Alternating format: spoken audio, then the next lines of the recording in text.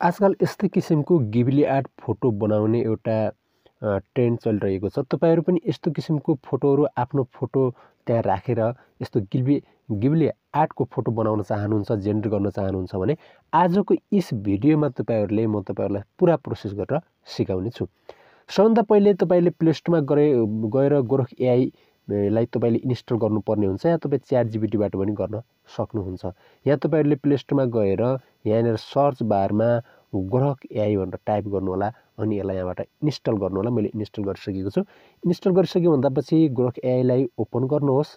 यसरी क्लिक गरेर गोरख एआई लाई ओपन गर्नुहोस्। गोरख एआई लाई ओपन गरिसके भन्दापछि म तपाईहरुलाई यहाँनिर देखाउने छु। सबभन्दा पहिले न्यू च्याटमा गएर अब यहाँनिर प्लस आइकन देखिराख्नु भएको होला। यहाँनिर फोटो सेक्सनमा गएर क्लिक गर्नुहोस् र त्यो फोटोलाई यसरी सिलेक्ट गर्नुहोस् र एड गर्नुहोस्। तपाई आफ्नो या जुनसुकै कसैको फोटोलाई पनि गिबली आर्टमा जेनेरेट गर्न सक्नुहुन्छ। त्यसको लागि आस्क एनीथिङमा पेस्ट गरिदिनुहोस्।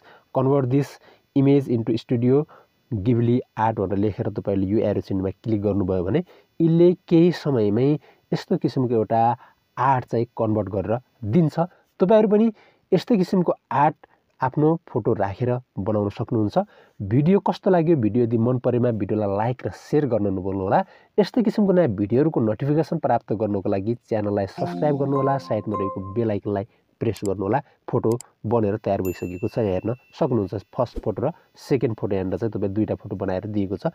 यस्तो किसिमको गिबली आर्ट तपाईले फोटो जेनेरेट गर्न सक्नुहुन्छ। आजको भिडियोमा यति नै। फेरि अर्को नयाँ भिडियोमा मिल्ने छु। Thanks for watching this video.